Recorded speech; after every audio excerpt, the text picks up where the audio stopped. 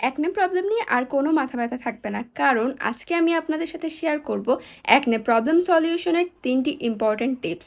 হ্যাঁ, আপনারা অনেকেই একনে প্রবলেম ফেস করছেন কিন্তু আপনারা জানেন না কিভাবে এই একনে প্রবলেম সলভ করতে হবে।